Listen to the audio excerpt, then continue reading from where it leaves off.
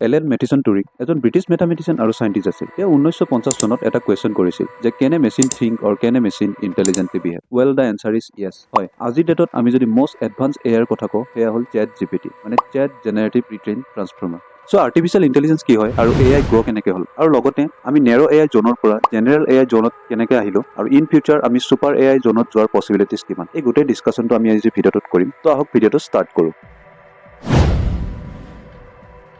চ' artificial intelligence কি হয়, ইয়াতে এটা কথা মই ক্লিয়াৰ কৰি দিওঁ যে বহুতৰ মাইণ্ডত হয়তো এনেকুৱা আহিব পাৰে যে প্ৰগ্ৰেমাৰ বা কম্পিউটাৰ চাইণ্টিষ্টে লগ হৈ একেলগে প্ৰগ্ৰেমিং এণ্ড কোডিং কৰিলে দেন আৰ্টিফিচিয়েল ইণ্টেলিজেন্স ৰেডি হৈ গ'ল। ৱেল, তেনেকুৱা একদমেই নহয়। আৰ্টিফিচিয়েল ইণ্টেলিজেন্স আমি বনাব নোৱাৰোঁ, আৰ্টিফিচিয়েল ইণ্টেলিজেন্স গ্ৰ' কৰোৱা হয়। তাৰ মানে কি, আমি গছ এডাল যেতিয়া ৰুওঁ, সেই গছডাল লাহে লাহে ডাঙৰ হয়, তাত পাত লাগে, তাত ফল মূল লাগে। তো সেই পাত বা ফল মূলখিনি আমি বনোৱা নাই, সেইডাল গছে নিজে গ্ৰ' কৰিছে বাই নেচাৰ। ঠিক তেনেদৰে খেতিয়কে যেনেকৈ খেতি বনাব নোৱাৰে, খেতি কৰিবহে পাৰে, আৰ্টিফিচিয়েল ইণ্টেলিজেন্সো বনোৱা নহয়, গ্ৰ' কৰোৱা হয়। চ' এআই গ্ৰ' কেনেকৈ হয়, তাৰ বাবে এআইক এটা ট্ৰেইনিং দিয়া হয়, যাক কোৱা হয় এডভাইচৰিয়েল ট্ৰেইনিং। যিটো ট্ৰেইনিং আমি এজ এ হিউমেন বিং যুগ যুগ বছৰ ধৰি লৈ আহিছোঁ বাই ডিফল্ট, সেইটো হ'ল কম্পিটিশ্যন। মানে কথাটো হ'ল যে আমি এজ এ হিউমেন বিং যেতিয়া ইভল্ভ হৈ আছিলোঁ ষ্টোন এজৰ পৰা, তেতিয়া মানুহে মানুহক ভয় কৰা নাছিলে। মানুহৰ ভয় আছিলে জীৱ জন্তুবিলাক, লাইক উল্ফ হওক, লিঅ'পাৰ্ড হওক। দেন মানুহে লাহে লাহে চিকাৰ কৰিব শিকিলে আৰু মানুহৰ জন্তুৰ প্ৰতি ভয় নোহোৱা হ'ল, আৰু মানুহে কম্পিটিশ্যন কৰিব শিকিব ধৰিলে। দেন মানুহে মানুহৰ লগত কম্পিট কৰিলে আৰু গ্ৰ' হ'ল। Then location to location, state to state, আৰু কাউণ্ট্ৰি টু কাউণ্ট্ৰি আজি আমি কম্পিট কৰিয়ে ইমানখিনি গ্ৰ' হৈ আছোঁ। মানে মেইন কথাটো হ'ল যে এটা আনটোৰ লগত যেতিয়া কম্পিট কৰে তেতিয়াহে গ্ৰ' হয়, বা কাউণ্ট্ৰি এখনে যেতিয়া আন এখন কাউণ্ট্ৰিৰ লগত কম্পিটিশ্যন কৰে তেতিয়াহে গ্ৰ' হয়। আৰু এইটো আমাৰ ৰিয়েলিটি হয়, আমি হিষ্ট্ৰী চালে এনেকুৱা বহুত এক্সাম্পল পাম। চ' ঠিক তেনেদৰে এক এডভাইচৰিয়েল ট্ৰেইনিং দিয়া হয়, যিটো ট্ৰেইনিঙৰ আণ্ডাৰত এটা এআই আন এটা এআইৰ লগত কম্পিটিশ্যন কৰোৱা হয়, আৰু এটা এআই ভাল পাৰফৰ্ম কৰে, তেনেকৈ এআই গ্ৰ' হয়।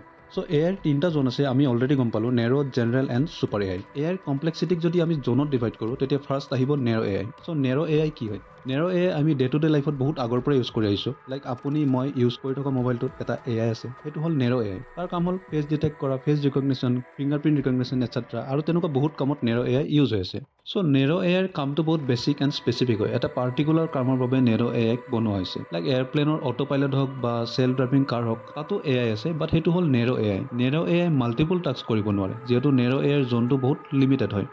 নেক্সট আহিলে জেনেৰেল এআই, যিটো জোনত আমি এতিয়া এণ্টাৰ কৰিছোঁ। জেনেৰেল এআইৰ জোনটো ব্ৰড হয় আৰু ছাৰ্ফেচ এৰিয়াও বেছি, আৰু জেনেৰেল এআই মেইনলি কাম কৰে পেটাৰ্ণ ৰিকগনিশ্যনৰ ওপৰত, যিটো কাম আমি মানুহে কৰোঁ। মানে কি হয়, আমি যেতিয়া কাৰোবাৰ লগত কনভাৰচেশ্যন কৰোঁ, অপজিট পাৰ্চনজনে কি ক'ব বিচাৰিছে তাৰ ইম'চনটো বুজোঁ, ডেপথটো বুজোঁ, দেন ৰিপ্লাই কৰোঁ। ঠিক তেনেদৰে আজিৰ ডেটত আপুনি যদি চেট জিপিটিৰ লগত চেট কৰে, লিটাৰেলি আপোনাৰ এনেকুৱা লাগিব অপজিট ছাইডৰ পৰা যেন আপোনাক মানুহে ৰিপ্লাই কৰি আছে। চ' জেনেৰেল এআই আজিৰ ডেটত ইণ্টেলিজেণ্টলি বিহেভ কৰিব শিকি আছে, আৰু হিউমেন লেংগুৱেজ যোনটো কমপ্লেক্স হয়, য'ত ইম'চন আছে, ডেপথ আছে, সেইটো এআই এতিয়া কেটচ কৰিব পাৰি আছে। আপোনাক যি আউটপুট লাগে, যেনেকুৱা লেভেলত লাগে, সেইটো আউটপুট এতিয়া এআই আপোনাৰ বাবে জেনেৰেট কৰি দি আছে। টেক্সট ফৰ্মত লাগিলে চেট জিপিটি আছে, ইমেজত লাগিলে ডেলি, আৰু ৰিচেণ্টলি চৰাটো লঞ্চ হ'ল। এইটো এটা গেম চেঞ্জাৰ হয় এআই ৱৰ্ল্ডত। আপোনাক টেক্সট টু ভিডিঅ' ফৰ্মত এআই এতিয়া আউটপুট জেনেৰেট কৰি দি আছে। চ' থাৰ্ড জোনটো হ'ল ছুপাৰ এআই, যাক in future god level AI বুলি কোৱা হ'ব, যিটো জোনত ইন ফিউচাৰ আমি যাব ট্ৰাই কৰি আছোঁ। ছুপাৰ এআই ছাৰ্ফেচ এৰিয়া আৰু ডেপথ আনলিমিটেড হ'ব, আৰু super AI master of all হ'ব। আৰু ইন ফিউচাৰ সেই চিনেৰিঅ'টো কেনেকুৱা হ'ব আমি এতিয়া একদম প্ৰেডিক্ট কৰিব নোৱাৰোঁ। আমি যিহেতু এআই ৱৰ্ল্ডত এণ্টাৰ কৰিছোঁ, তো ইন ফিউচাৰ এটাই প্ৰব্লেম আহিব, সেইটো হ'ল ট্ৰাষ্ট ইছ্যু ব্ৰেকডাউন।